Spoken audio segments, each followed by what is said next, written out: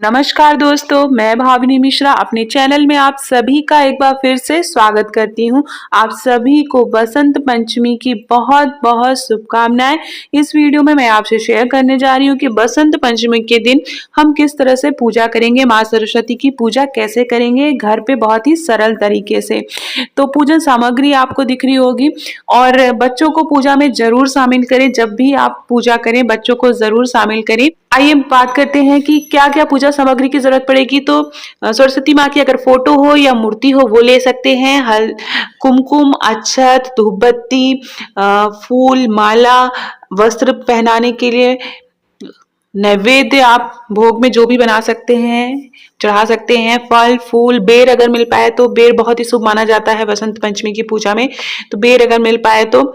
और इस तरह से जो भी ऋतु फल हैं वो हम लेंगे। बच्चों की किताब, कॉपी पूजा में ज़रूर शामिल करिए और बच्चों को भी पूजा में शामिल करिए। तो ये थी बहुत ही सरल तरीके से कम सामान में हम पूजा कैसे कर सकते हैं घर पर। तो एक चौकी ले लेंगे, उस चौकी पर आप पीले रंग का वस्त्र बिछा लेंगे इस तरह से। उसके बाद गंगा जल से छिड़काव करेंगे, आचमनी करेंगे। माँ सरस्वती की मूर्ति स्थापित करेंगे। मूर्ति अगर आपके पास ना हो तो माँ सरस्वती की आप फोटो भी रख सकते हैं। फिर गंगा जल चढ़ाएंगे। सबसे पहले भगवान गणेश जी को याद करते हुए पूजा शुरू करेंगे। उसके बाद बगल में कलश स्थापना के लिए चावल से अष्टदल कमल बनाएंगे और उसके ऊपर कलश रखेंगे। कलश में जल भरेंगे, उसमें फूल, माला, अक्षत डालेंगे। अक्षत, फूल और जल है, कुमकुम डालेंगे थोड़ा सा। उसके ऊपर कटोरी रखेंगे, उसमें चावल भर के रखेंगे। उसके बाद जो है वस्त्र पहनाएंगे। देखिए, सबसे पहले पूजा में वस्त्र पहनाया जाता है, तो आप पूजा में कुमकुम लगाने से पहले वस्त्र पहनाइए। तो माँ सरस्वती को आप वस्त्र पहना सकते हैं किसी भी कलर का। अगर वस्त्र नहीं है तो आप जो है कलावा जिसको बोलते हैं, रक्षा सूत्र जिसको बोलते हैं, वो आप तोड़ के चढ़ा सकते हैं। उसके बाद कुमकुम लगाएंगे, अक्षत चढ़ाएंगे। जो कलश स्थापना की है उसकी भी पूजा करेंगे, कुमकुम अक्षत लगाएंगे। इस तरह से अक्षत चढ़ाएंगे। तो बहुत ही सरल तरीके से सच्चे मन से घर के सभी सदस्यों को शामिल करके हमें पूजा करनी है। तो इस तरह से हम माँ सरस्वती की पूजा करेंगे। माँ सरस्वती को विद्या का रूप माना जाता है, तो बच्चों को पूजा में जरूर शामिल करें, मैं बार बार कह रही हूँ। उसके बाद फूल माला चढ़ाएंगे।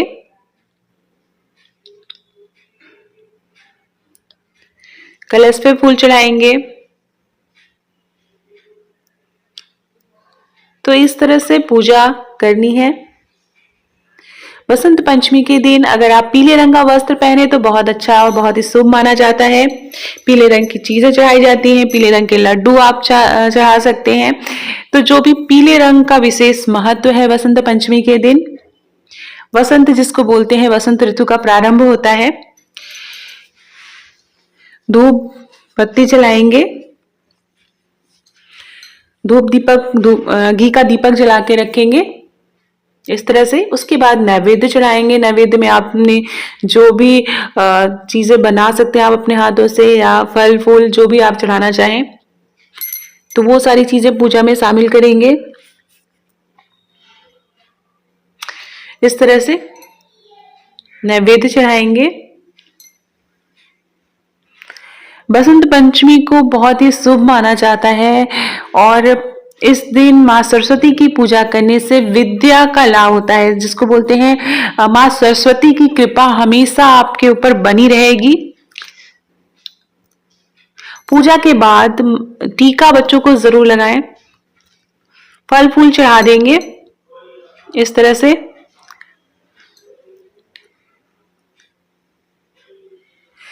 तो जैसा कि मैंने आपको बताया कि माँ सरस्वती की कृपा बनी रहेगी। आप पूजा जितने भी सरल तरीके से, जो भी कम से कम चीजें आपके पास उपलब्ध हो पाए, सरल तरीके से मैं पूजा विधि बता रही हूँ। बहुत तामझाम वाली पूजा नहीं है, बहुत ही सरल तरीके से पूजा है।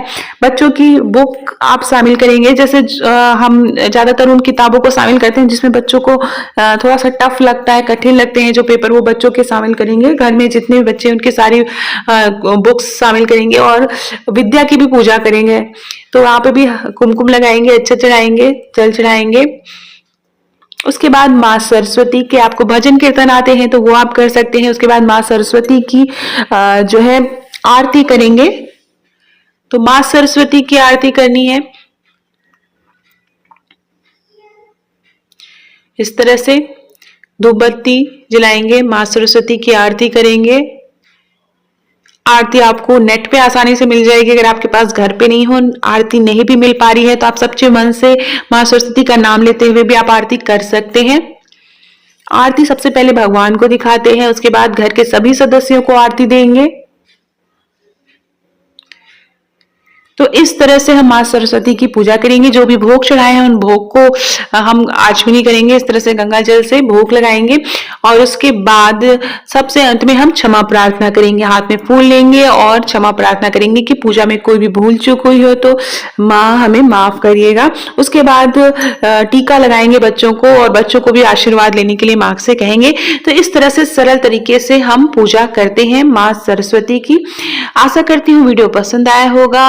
मेरे चैनल को प्लीज सब्सक्राइब करिएगा। बहुत बहुत धन्यवाद ये वीडियो देखने के लिए।